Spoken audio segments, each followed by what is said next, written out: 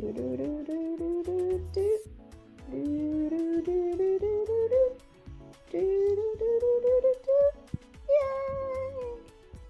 we're on to block 9, which is the switchbacks. And the technique of these strip units is very similar to Piney Fresh, which is a previous block that we've done.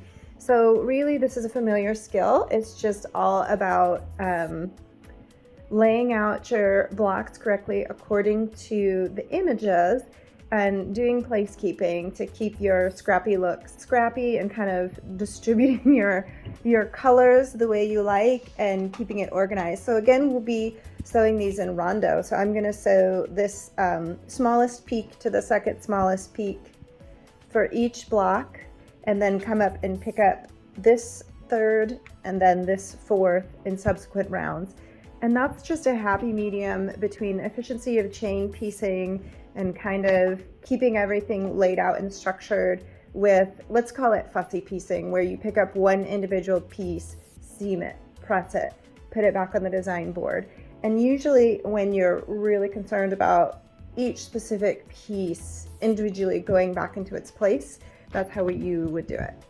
So in my case, I'm of course insane and making 3 quilts at one time. So I've got quite a bit more going on, and I need that little additional speed of kind of a hybrid between the chain piecing and the fussy piecing, let's call it. I don't really have a name for that, but where you have your design board and you're sort of fussily completing one block at a time, which is a great method of piecing, but I'm looking for a bit more speed. What this boils down to is when you don't have a good memory, you need a good system. And I don't have a great memory, but I am good at making systems. So that's how I keep it together. So as you can see from this layout, the bulk of my mountain is over here on the left. So this is the left block. And this is made of down seams. So this is my rondo. I've done the first seam, which came from here. Now I'm taking those same 2 pieces from the next block. I'll fold this over. So it's coming straight off my design board where I have it all laid out and over to the machine. And I will chain piece this to the same unit off the last block. And we just finished the 3rd block of the same block. And I'm going to go to the end and take the very first one, which comes from this very first block. You can set it back on your design board and check that it's how you meant it to be. And then we'll add the next piece. So I'm just snipping these sewn units from the chain one at a time to keep everything in order with the block it goes with. So I've snipped my last unit, and if I had left this overnight and come to pick up, then how would I know where I was? And that is a hallmark of good placekeeping, is that you don't need to remember where you are. I've only got 1 strip left on this one. I've got 2 strips and 2 strips, so if I'm working always this direction, this is where I am. I open up, I look at that next to my design wall. It's what I meant, or my design board. And there's my next seam. And even if you didn't, if you knew the system, you didn't know where I left off, you could take this unit and find your spot like clockwork every time. So this is the first subunit of the switchbacks block. And whether you're doing the left block where your bulk of your mountain's on the left, or your right block where it's over here, you're always pressing toward the big mountain, the biggest peak of your mountain.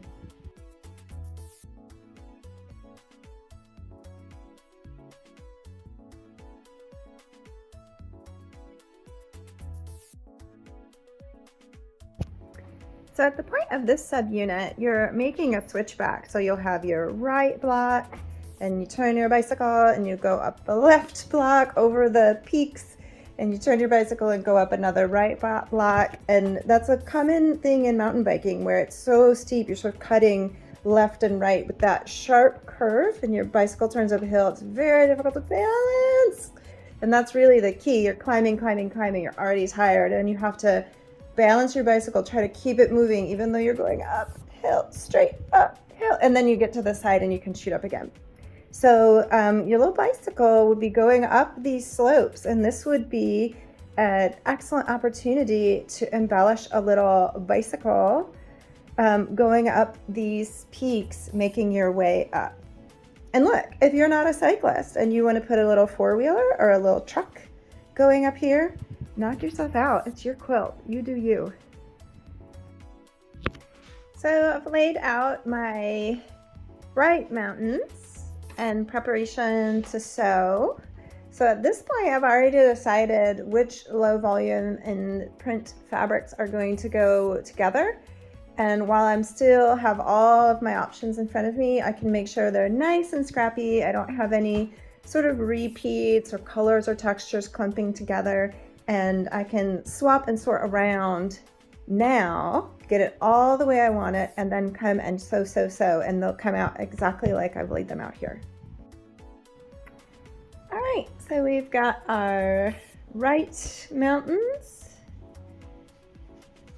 And I'm just going to go ahead and get those into a layout with the left mountains, and there's a strip that goes in the bottom. And you'll see how those are laid out, but there's 4 units. It'll be right mountain, right mountain strip. But due to the way this all gets joined at the end, the bottom mountain and the strip are seamed.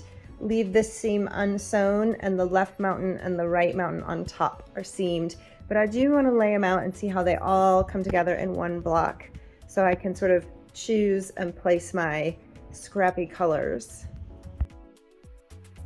So I've sewn my 2 seams for a set that goes together, and I'm going to leave this little connecting thread to thread pin these together. So when they go into the final quilt, I know which set I meant to go together, but I will go ahead and press that seam according to the pattern directions. And there they are, pressed but still thread pinned to keep these 2 units together as a set.